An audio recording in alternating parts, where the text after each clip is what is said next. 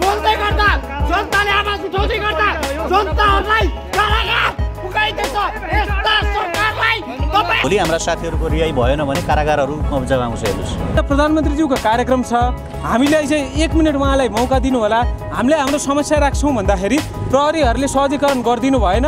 घोक्रे ठ्याक पारेर उहाँहरूलाई चाहिँ हानी निकालिसकेपछि कुन यो आक्रोशित हुँदैन भन्नुहोस् त?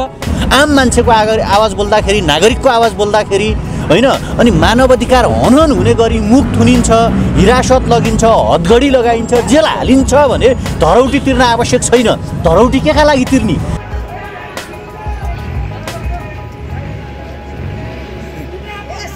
गणतन्त्र भनेको के हो? गणतन्त्र भनेको चाहिँ के जनतालाई मात्र कारबाही हुने हो त?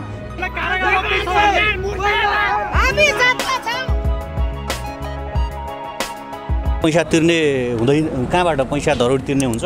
हामीले भन्यौँ हामी धरौटी तिर्दैनौँ। हाम्रो साथीहरूले वीरतापूर्वक धरौटी नतिर्ने निर्णय गर्नुभएको छ र एउटा साधारण विद्यार्थीसँग धरौटी तिर्ने पैसा नहुँदाखेरि पनि नहुँदै राज्य, देश र आम जनताका पक्षमा बोलेको आधारमा कि प्रश्न सोधेको आधारमा जसरी कारागार चलान गरिएको छ, दिल्ली बजार कारागार जसरी जेल चलान गरिएको छ, यो खेदजनक छ, यो आपत्तिजनक छ। यसले चाहिँ नेपालको वाक स्वतन्त्रता, नेपालको सार्वभौम सत्ता, अन्तर्राष्ट्रिय मानवाधिकार लगायतका कयौँ कुराहरूमाथि हनन भएको छ। भनेपछि अब पैसा तिरेर न्याय माग्नुपर्ने भयो नि? होइन, त्यो त गृह मन्त्रालयले जान्नुपर्ने कुरा हो, प्रधानमन्त्री कार्यालयले जान्नुपर्ने कुरा हो। यदि आज उहाँहरूले कारागार पठाउनु भएको छ र हामीले स्पष्ट रूपमा के भनेका छौँ भने भोलि हाम्रा साथीहरूको रिहाई भएन भने कारागारहरू कब्जामा आउँछ। हेर्नुहोस्, बुझ्नु भएन? होइन, सम्भव बन्छ। सम्भव भन्ने कुरा बनाउने कुरा हो नि, असम्भव भन्ने कुरा संसारमा केही पनि हुँदैन। अनि यो त जनताहरूले पनि बुझ्नु पर्यो नि त, जनताले बुझ्नुपर्ने कुरा हो नि त। जनताको पक्षमा बोलिदिएको हुनाले, जनताका पक्षमा आवाज उठाएको हुनाले, जनताका पक्षमा तपाईँको चाहिने जनताहरू मर्न थाले, सरकार महँगी वृद्धि भयो, जनतालाई चाहिँ नमार भनेर बोलिरहँदाखेरि, आवाज उठाइरहँदाखेरि अनि चाहिँ पैसा तिराउने, त्यसपछि अब बोलीको पनि पैसा तिर्नुपर्ने। त्यसकारण कारागारहरू जनता जागेपछि निष्काम हुने गर्छन् कि जनता जागेपछि बन्दुकहरू निष्काम हुने गर्छन्। यो कुरा त हिजो प्रचण्डले जनयुद्ध गर्दाखेरि जनवादी गीतहरू पनि त उहाँहरूले गर्नुहुन्थ्यो नि त, जनता जागेपछि बन्दुकहरू निष्काम हुन्छन् भन्ने कुरा। त्यसकारण आज वर्दीको आडमा, बन्दुकको आडमा, त्यसै गरी हदगडीको आडमा अनि कारागारका 4 दिवारभित्र जसरी मान्छे थुन्ने प्रयत्न गरिएको छ, यो गलत छ, यो चाहिँ खेदजनक छ। जनताहरू जाग्नुपर्छ। सत्ता र पावरको भरमा चाहिँ जे पनि गर्न सकिन्छ भन्ने उदाहरण हो। यो गलत हो नि, यो त तपाईँहरूले पनि बुझ्नु पर्यो नि त। अहिले तपाईँहरू जसरी स्वच्छन्दतापूर्वक सञ्चारकर्म गरिराख्नु भएको छ, भोलि सञ्चारकर्म गरेकै आधारमा, भिडियो खिचेकै आधारमा, बोलेकै आधारमा तपाईँहरूलाई गिरफ्तार गर्ने हो भने, तपाईँहरूलाई एरेस्ट गर्ने हो भने के हुन्छ? होइन, अब यो केस चाहिँ के हुन्छ, कसरी अगाडि बढ्छ? होइन, केही पनि हुँदैन। सुप्रिम कोर्टले भोलि चाहिँ सर्वोच्च अदालतमा झिक्नु भन्ने आदेश दिएको छ। हाम्रो सम्मानित न्यायालयप्रति चाहिँ विश्वास छ, त्यसकारण हाम्रो साथीहरूले धरौटी तिर्न सक्नु भएन। अदालतले चाहिँ बिना धरौटी हाम्रो साथीहरूको चाहिँ बोल्न पाउने अधिकारको सुनिश्चितता गर्छ भन्ने हामीलाई लागेको छ र भोलि उहाँहरू रिहाई हुनुहुन्छ। यहाँ पर व्यक्ति 5000 का दरले धरौटी तोकेको थियो होइन, र हामीले स्पष्ट रूपमा के भनेका छौँ भने हामी पुष्पकमल दाहाल र उसको रक्तरञ्जित सरकारलाई कुनै पनि हालतमा जनताले यत्रो ट्याक्स तिरेर उनीहरू जसरी करप्सन गरिरहेका छन्, अब चाहिँ हामी पैसा तिर्दैनौँ, हामीसँग त्यो छैन। पैसा तिर्ने पैसा हुनु पर्यो नि होइन। राज्यलाई चाहिँ किन हामीले चाहिँ त्यसरी चाहिँ तपाईँको चाहिँ पैसा तिरिराख्नुपर्ने? राज्यको दायित्व हो नि। जनता मरिरहेका छन्, जनतालाई गाह्रो भइरहेको छ, जनतालाई अप्ठ्यारो भइरहेको छ। अनि अप्ठ्यारो भइरहेको बेला, देशलाई गाह्रो भइरहेको बेला, अनि यो गाह्रो भयो, जनतालाई चाहिँ अप्ठ्यारो भयो, जनता मर्न थाले, महँगी बढ्यो भनेर प्रश्न सोधेकै आधारमा एरेस्ट गर्ने हो, मुख थुन्ने हो, मान्छेलाई हिरासत लिने हो, अनि मान्छेलाई चाहिँ कारागार पठाउने हो, जेल हाल्ने हो भने अनि वाक स्वतन्त्रता, लोकतन्त्रको दुहाई किन दिइराख्नु पर्यो? यहाँ हिटलरको शासन चलिरहेको छ, यहाँ राणा शासन चलिरहेको छ, म नवमहाराजा हुँ भनेर उनले भने भइहाल्यो नि। प्रश्न सोध्नुभन्दा अगाडि धरौटी जुटाउनु पर्ने भयो होइन? हो, तपाईँहरूलाई पनि यो भोलि आइलाग्न सक्छ। खिच्नु अगाडि अब बैंकमा 1 लाख रुपियाँ राखेर मिडिया के अरे सञ्चारकर्मी बन्नुपर्ने दिन तपाईँहरूलाई नि आउन सक्छ। तपाईँहरू ध्यान दिनु होला। त्यसकारण हाम्रो स्पष्ट चुनौती के छ भने न्यायालयप्रति हाम्रो विश्वास छ, न्यायालयले हामीलाई न्याय दिनुहुन्छ भन्ने हामीलाई लागेको छ। त्यसकारण हामी पुष्पकमल दाहालको भ्रष्ट हत्यारा र जनता मारा सरकारलाई चाहिँ 1 रुपैयाँ पनि तिर्दैनौँ। जो त अहिले धरोटी तिर्न सकिएन भनेर उहाँहरू जेलमा जानुभयो अथवा जेलमा जानुपर्ने अवस्था आयो भनेर हो कि अथवा हामी जनताको मुद्दा बोलेका हौँ त्यसैले हामी धरोटी तिर्दैनौँ भन्ने हो यहाँ भनाइ के हो? हामीले स्पष्ट रूपमा एउटा त विद्यार्थीसँग पैसा हुँदैन, उनीहरू 3 जना विद्यार्थी हुन्। जसरी आज केही गोएबल शैलीका मान्छेहरूले जाँड खाएर हल्ला गरे, बाइक चढे, यो गरे, आफ्नो लोन तिर्न नसकेर भित्र गयो भनियो नि, 3 जना विद्यार्थी साथीहरू हुन्। एउटा भाइ त अझ 18 वर्ष मुनिको छ, उसको ब्याङ्क स्टेटमेन्ट बैंक खाता पनि छैन। अरू साथीहरू चाहिँ आफ्नो सानो कोही मजदुरी गरेर खाने साथीहरू, पढ्दै गर्ने साथी हुन्। त्यसकारण हामीसँग पैसा तिर्ने पैसा पनि हुँदैन, एउटा कुरा। दोस्रो कुरा चाहिँ जनताको आवाज बोल्दाखेरि, राज्यको आवाज बोल्दाखेरि, आम मान्छेको आवाज बोल्दाखेरि, नागरिकको आवाज बोल्दाखेरि होइन, अनि मानव अधिकार हनन हुने गरी मुख थुनिन्छ, हिरासत लगिन्छ, हदगडी लगाइन्छ, जेल हालिन्छ भने धरौटी तिर्न आवश्यक छैन। धरौटी केका लागि तिर्ने? राज्यलाई तपाईँ हामीले धरौटी तिर्नुपर्ने के छ भन्नु न। आज महँगी हेर्नुहोस् त, आज एउटा सिटामोलको पैसा तपाईँ हामीले तिरेर खानु छ, 1 बोतल पानी तपाईँ हामीले तिरेर खाइराख्नु परेको छ भने राज्यलाई हामीले धरौटी तिर्नुपर्ने कारण के अपराध गऱ्यौँ? हामीले मान्छे मारेको हो, मान्छे मारेको हामीले जिम्मा लिएको हो, कसैको घाँटी सामान्यतया पक्राउ परिसके पछाडि धरोटी भन्ने त एउटा उनी छ नि त। कहाँ छ भन्नु न? तारिखमा पनि छुटाउन सकिन्छ नि। योभन्दा अगाडि त्यो अभ्यास भएको छैन। जान दुःख दिने यो के हो भने युवाको आवाजलाई म्युट गर्न खोजिएको छ, युवाको विचारलाई डिलिट गर्न खोजिएको छ। हो धरौटीको नाममा तर्साइएको हो कि तिमीहरू बोल्यो भने तिमीहरूलाई चाहिँ पैसा तिर्न बाध्य पारिन्छौँ भनिएको छ। हामी यसको सशक्त प्रतिवाद गर्छौँ। हामी सम्मानित अदालतमा हामीले मुद्दा दायर गरिसकेका छौँ। अदालतले हामीलाई न्याय दिनुपर्छ भन्ने हाम्रो विश्वास छ र त्यो दिन्छ पनि। त्यसकारण म्युटेसन, आवाज म्युट गर्ने तरिकाले, म्युट भनेर बुझ्नुहुन्छ नि तपाईँहरू, आवाज म्युट गर्ने तरिकाले जसरी एउटा चाहिँ करप्टेड गभर्मेन्टले अहिले स्टेप चालेको छ, तपाईँले भने जस्तै हामी चाहिँ जनताको आवाज बोलेको हुनाले, जनताका पक्षमा लडेको हुनाले, जनताका पक्षमा आवाज उठाएको हुनाले यो धरौटी तिर्न आवश्यक हामी देख्दैनौँ। यस्तो बोल्न पाइन्छ, गर्न पाइन्छ, आफ्नो अभिव्यक्ति स्वतन्त्रता छ भन्छ, त्यो देखिएन। त्यसो भए अहिलेको अवस्थालाई हेर्दा यो त यहाँ त लोकतन्त्रै छैन, यहाँ त लुटतन्त्र छ, यहाँ त भ्रष्टतन्त्र छ। यहाँ त आज कुन चाहिँ जनता खुसी छ? एकचोटि तपाईँ बक्समा त्यो बाइट लिन जानु न बाहिर, जनताको के जनता खुसी छन्? जनताहरू खुसी छैनन्। त्यसकारण जनता खुसी छन्, घर घरमा हेर्नुहोस् छ। अब प्रचण्डका लागि प्रचण्डको परिवार, उनका नाति छोरीहरू खुसी छन्, केपी ओलीको परिवार खुसी छ, देउबाको परिवार खुसी छ।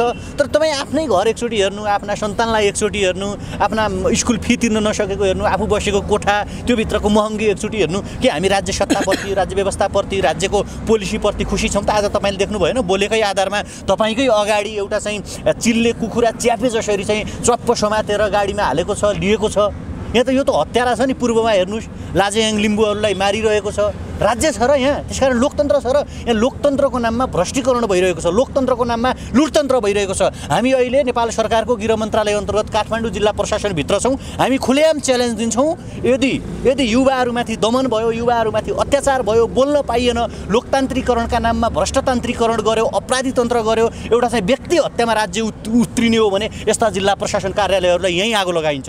यो कुरा तपाईँहरूले बुझ्दा हुन्छ। सत्ता र शक्तिमा भएका व्यक्तिहरूको विरुद्ध बोल्न पाइँदैन भन्ने हो त्यसमा? होइन, हामी यो अधिकार, यो नागरिकको अधिकार, यो जनताको अधिकार स्थापित गरेर छोड्छौँ। हेर्नुहोस्, हामीले चाहेको कुरा के हो भने शासन व्यवस्था, राज्य सत्ता, प्रहरी प्रशासन, सरकार, प्रधानमन्त्री, गृह मन्त्रालय, सिडिओहरू जनतासँग कनेक्सन हुन्, जनताका आवाज सुनुन्, जनतालाई परेको दुःखको समाधान गरून् भन्ने किसिमको लोकतन्त्र हामीले चाहिरहेको हुनाले अहिले जसरी तपाईँहरूले व्याख्या गरिराख्नु भएको छ बोल्न पाइँदैन भन्ने कुरा, त्यो बोल्ने व्यवस्था अथवा जनताले साँचो अर्थमा बोल्ने व्यवस्था ल्याउनका निम्ति चाहिँ हामी लडिरहेका छौँ। थ्याङ्क यू सो मच, तपाईँलाई धेरै धेरै धन्यवाद। होइन, अब उहाँहरूले चाहिँ धरौटीमा रिहा गर्ने भन्नुभएको थियो सिडिओ कार्यालय मार्फत, तर उहाँहरूले 72 सालको संविधान अथवा नेपालको कानुनलाई धराशायी बनाउने काम अथवा यसको विपरीतमा कुनै किसिमको त्यस्तो कार्यहरू गर्नुभएको छ जस्तो हामीलाई लाग्दैन। त्यसै कारणले गर्दा हाम्रो वरिष्ठ अधिवक्ताज्यूहरूले सर्वोच्चमा बन्दी प्रत्यक्षीकरणको रिट हाल्नुभएको छ। हामी यो धरौटी तिर्दैनौँ। भोलि सम्भवतः पेशी हुने प्रबल सम्भावना रहेको छ र भोलिको तपाईँको यो बहस मार्फत चाहिँ हाम्रो साथीहरू सम्मानित सर्वोच्च अदालतबाट रिहा हुनुहुन्छ भन्ने कुरामा हामी विश्वस्त रहेका छौँ। 24 घण्टामा चाहिँ रिहा हुनुहुन्छ भन्ने कुराहरू पनि गर्नु भएको थियो, आज हुनु भएन, कारण के हो? उहाँ अहिले चाहिँ भर्खर केही कुराहरू आउँदा चाहिँ धरोटी बुझाउनु सक्नु भएन, त्यसले चाहिँ जेल चलान गरियो भन्ने कुराहरू आएको छ। खास के हो अलिकति भनिदिनुहोस् त, खुलाइदिनुहोस् त। हामीले शुक्रबार चाहिँ बिहानै गएर तपाईँको रिट दर्ता त्यसको हिजोपल्ट रिट दर्ता गरेका थियौँ। शुक्रबार बिहानै फर्स्ट आवरमा बहस पनि भएको थियो।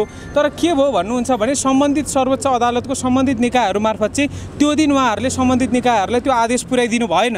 त्यसै कारणले गर्दा आज बिहान मात्र सिडिओ कार्यालयमा, गृह मन्त्रालयमा र प्रहरी 3 कुनेमा आदेश पुग्न सक्यो। होइन भने आज सम्भवतः बहस भएर हाम्रो साथीहरू रिहा भइसक्नुहुन्थ्यो। यो विषयमा हामीले चाहिँ त्यहाँ रेजिस्ट्रारमा गएर कम्प्लेन गरिसकेपछि चाहिँ यो अलिकति प्रोसेस छिटो भएको छ। सम्भवतः भोलि नै बहस भएर चाहिँ साथीहरू छुट्टै प्रबल सम्भावना रहेको छ। तर धरौटी हामी तिर्दैनौँ, किन भन्दाखेरि धरौटी तिर्नु भनेको चाहिँ हामीले गल्ती गरेको छौँ, हामीले कानुन मिचेका छौँ भन्ने हिसाबको चाहिँ एउटा डेफिनेसन भाष्य निर्माण हुन्छ। त्यही भएर धरौटी तिर्ने हाम्रो साथीहरूको विचार छैन। धरौटीको विषयमा त यो तपाईँहरूलाई मात्रै होइन, यहाँ जति पनि अरेस्ट हुन्छन् त्यस पछाडि चाहिँ नियन्त्रण लिइसके पछाडि धरौटी एउटा प्रोसेस हुन्छ नि, त्यो प्रोसेसलाई तपाईहरु मान्नु न त्यसो भए? होइन, हामीले केही गल्ती नै गरेको छैनौँ, 72 सालको संविधानलाई अथवा कानुनलाई मिचेका छैनौँ भने के आधारमा हामीले धरौटी तिर्ने? यो विषय पनि भोलि सम्मानित सर्वोच्च अदालतको इजलासमा हाम्रो वरिष्ठ अधिवक्ताज्यूहरूले राख्नुहुनेछ। सम्मानित सर्वोच्च अदालतबाट नै धरौटी पनि तिर्नु पर्दैन, यो तपाईँको कैदै तपाईँको अवैधानिक हो भन्ने कुरा चाहिँ निर्णय आउँछ भन्ने कुरामा हामी आशावादी रहेका छौँ। विशेष गरी अब प्रश्न सोध्दा पनि यो देशमा धरौटीको लागि पैसा छुट्याउनु पर्ने भयो होइन युवाले?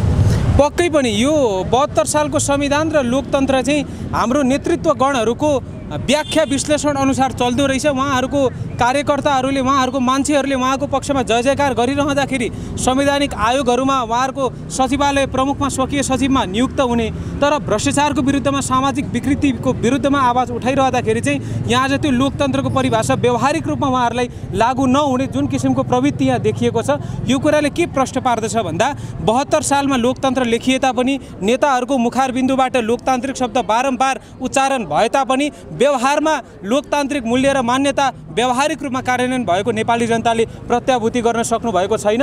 व्यावहारिक रूपमा यो चाहिँ हिजोको दिनमा राजतन्त्र थियो, आज अल्पतान्त्रिक शासन छ भनेर हामीले बुझ्नुपर्ने दिन आएको छ। भनेपछि तपाईँहरूलाई अहिलेको व्यवस्थाप्रति पनि प्रश्न हो? त्यसो भए व्यवस्थाप्रति प्रश्न होइन, तर 72 सालको संविधानलाई ठिक छ, कानुन छन्, नीतिहरू छन्, के त्यो नीति नियमहरू कानुनहरू सर्वसाधारण नेपाली नागरिकहरूलाई मात्र लाग्ने हो त? आज म एउटा उदाहरण दिन चाहन्छु। ठिक छ, द्वन्द्व पीडितहरूको आफ्नो मुद्दा रहेको छ, माओवादी घटकका नेताहरूको आफ्नो स्वतन्त्रता छ, उहाँहरूको आफ्नो विचार होला, तर सम्माननीय प्रधानमन्त्री पुष्पकमल दाहालज्यूलाई प्रमुख अतिथि बनाएर तपाईँको कमरेड विप्लव र प्रकाण्डले चाहिँ सिडिओलाई, न्यायालयलाई धम्की दिएको हो कि होइन? फेरि काठमाडौँमा चाहिँ हत्याकाण्ड मचाउने खुले रूपमा तपाईँको धम्की दिनुभएको हो कि होइन? उहाँहरूलाई कानुन लाग्दैन? हाम्रो प्रश्न यति मात्र हो, उहाँका मान्छेहरूलाई कानुन नलाग्ने, हत्याकाण्डमा तपाईँको मचाउँछौँ, निवेदकहरूको ज्यानको क्षति पनि पुग्न सक्छ भनेर खुलेआम प्रधानमन्त्रीज्यूलाई स्टेजमा प्रमुख अतिथि राखेर बोल्दाखेरि पनि उहाँहरूलाई कानुन नलाग्ने। तर एउटा सर्वसाधारणले चाहिँ यो ब्याङ्कको ब्याज चर्को भयो, 1 अङ्कमा झारिदिनुहोस्, 10% भन्दा कम अहिलेको आर्थिक परिस्थितिमा झारिदिनुहोस्, लघुवित्तका अत्याचारका कारणले गर्दा आज रुखमा झुन्डिएर आत्महत्या गर्नु परेको छ हाम्रो चेलीबेटीहरूले, यसको कृपया समाधान गरिदिनुहोस् प्रधानमन्त्रीज्यू भनेर हात जोडेर अनुरोध गरिरहँदाखेरि चाहिँ आज उहाँहरूमाथि जुन किसिमले चाहिँ यहाँ अत्याचार गरिएको छ, दमन गरिएको छ, यसको हामी घोर भत्सना गर्न चाहन्छौँ। र अर्को के कुरा म भन्न चाहन्छु भने उहाँहरूले गएर त्यहाँ प्रचण्ड मुर्दाबाद भन्ने नारा लाउने योजनै थिएन। उहाँहरूले पुग्ने बित्तिकै प्रहरीहरूलाई के भन्नुभयो भन्दा आज प्रधानमन्त्रीज्यूको कार्यक्रम छ, हामीलाई चाहिँ 1 मिनट उहाँलाई मौका दिनु होला, हामीले हाम्रो समस्या राख्छौँ भन्दाखेरि प्रहरीहरूले सहजीकरण गरिदिनु भएन।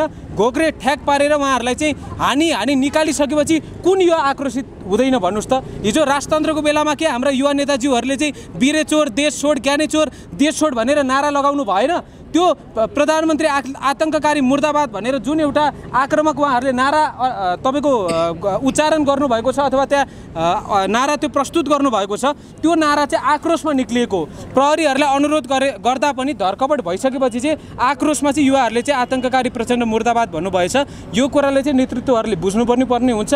हाम्रो उद्देश्य भनेको शान्ति सुरक्षामा खलल पुर्याउने होइन, हामी त शान्ति सुरक्षा र संविधानको पक्षधर हौँ, यो नेपालमा बनेका कानुनहरूको पक्षधर हौँ। बरु सम्भव हुन्छ भने यो नीति नियमहरूलाई अझै व्यावहारिक रूपमा संशोधन गरेर लोकतन्त्रलाई अझै चलायमान बनाऊ भनेर वकालत गर्ने पक्षहरू हौँ। शान्ति सुरक्षाको पक्षमा हामीहरूले चाहिँ आवाज उठाउने युवाहरू नेताहरू हौँ। त्यसै कारणले गर्दा गलत रूपमा चाहिँ समाजमा भाष्य निर्माण गर्ने दुष्प्रयत्न नहोस् भन्न चाहन्छु। श्री अर्जुनजी, लामो सङ्घर्षका बावजुद गणतन्त्र ल्यायौँ र गणतन्त्रमा बोल्न पाइन्छ भनेर जुन जनयुद्धका नायक जुन प्रचण्डजीको नेतृत्वमा अहिले सरकारमा रहेको छ, तर उहाँकै सरकारको नेतृत्वमा रहिरहँदाखेरि एउटा युवाले प्रश्न सोधेका बापत अहिले जुन 5,000 रुपियाँ धरोटी तिर्नुपर्ने बाध्यता आइलागेको छ, आम युवाले यसलाई कसरी लगेको छ? यो साँच्चै गणतन्त्र अनुभव भएको छ या बोल्न पाइन्छ भनेर जसरी उहाँहरूका कार्यकर्ताहरूले भनिराख्नु भएको छ, सरकारले भनिराख्नु भएको छ, यसको अनुभूति भएको छ? हुन त विश्वव्यापी रूपमा कम्युनिस्टहरूको इतिहास हेर्ने हो भने सोभियत युनियनमा पनि स्टालिनले आफ्नो विरोधीहरूलाई तलाउनका निम्ति छुट्टै एउटा तपाईँको एउटा सुरक्षा सङ्गठनको चाहिँ व्यवस्था गर्नुभएको थियो। चीनमा पनि विद्यार्थीहरूले आन्दोलन गरिरहँदाखेरि दमन गरेर 100 मात्र नभएर हजारौँको सङ्ख्यामा आज पनि त्यो तथ्य सार्वजनिक भएको छैन। अन्तर्राष्ट्रिय निकायहरूले त्यो तथ्याङ्कको माग गर्दा पनि चीन तपाईँको मौन रहने गर्दछ। हजारौँ विद्यार्थीहरूको हत्याकाण्ड मचाइयो, तर आफ्नो अति अधिनायकवादी शासन सत्तालाई चाहिँ तपाईँको टिकाउने प्रयास भइरह्यो। अन्तर्राष्ट्रिय रूपमा हेर्नुहुन्छ भने कम्युनिस्टहरूको यो चाहिँ एउटा अधिनायकवादी र सर्वसत्तावादी शैली, यो चाहिँ कुनै नौलो कुरा होइन। संसारभर नै कम्युनिस्टहरूले चाहिँ अलिकति हाम्रो विरुद्धमा कोही पनि नबोलुन्, हाम्रो चाहिँ एक तन्त्र एक छत्र राज होस् भन्ने उहाँहरूको त्यो हामीले भनौँ न यो लुटतन्त्र होस् भन्ने उहाँहरूले चाहनुहुन्छ। त्यसै कारणले गर्दा कम्युनिस्टहरू लोकतन्त्रको पक्षधर होइनन् भन्ने कुरा चाहिँ उहाँहरूको व्यवहार र उहाँहरूको निर्णयले नै उहाँहरूले पुष्टि गर्नुभएको छ जस्तो लाग्छ। उहाँले गणतन्त्रमा बोल्न पाइन्छ भने जुन अभिव्यक्ति दिएका छ त्यो भडम्पुर अभिव्यक्ति होइन। अभिव्यक्ति हेर्नुहोस्, गणतन्त्र भनेको के हो? गणतन्त्र भनेको चाहिँ के जनतालाई मात्र कारबाही हुने हो त? नेतृत्वहरूलाई कारबाही गर्नका निम्ति अख्तियार छ। विभिन्न हजुरका संवैधानिक आयोगहरू रहेका छन्। के त्यो संवैधानिक आयोग न्यायपूर्ण हुनका निम्ति त तपाईँको प्रतिष्ठित तपाईँको देशभक्त नागरिकहरूलाई त्यहाँ आयुक्त प्रमुख आयुक्तमा राख्नुपर्ने हो। तर त्यो संवैधानिक आयोगलाई पनि आज कार्यकर्ताहरूले भर्ती बनाउने केन्द्र बनाइएको छ। तपाईँको decentralisation of power and development भनेर भनिन्छ फेडरलिजमको मोडलमा, सङ्घीयताको मोडलमा। त्यहाँ पनि के भयो भन्दाखेरि केन्द्रमा सबै कार्यकर्तालाई सांसद मन्त्री दिन त मिलेन। त्यसै कारणले गर्दा यसलाई पनि तपाईँको पावर प्लेको एउटा रणनीति बमोजिम चाहिँ सङ्घीयताले पनि प्रयोग गरिएको छ। यसले के पुष्टि गर्दछ भने उहाँहरूले लोकतन्त्र चाहनु भएको भए पहिलो कुरो सभामुख र राष्ट्रपति जस्तो आलङ्कारिक पदमा दलका कार्यकर्ता दलका प्रतिनिधिहरूलाई नियुक्त गर्नुहुने थिएन। संवैधानिक आयोगहरूमा दलका कार्यकर्ताहरूले नियुक्त गरेर आफू लोकतन्त्र र न्यायलाई ढाकछोप गर्ने दुष्प्रयत्न हुने थिएन। यी सबै घटनाक्रमहरूले के पुष्टि गर्दछ भने लोकतन्त्र भनेको जनतालाई भ्रमित गर्नका निम्ति मात्र हो। व्यावहारिक रूपमा यो अधिनायकवादी र अल्पतान्त्रिक शासन हो। हुन्छ, धन्यवाद। हस्, धेरै धेरै धन्यवाद।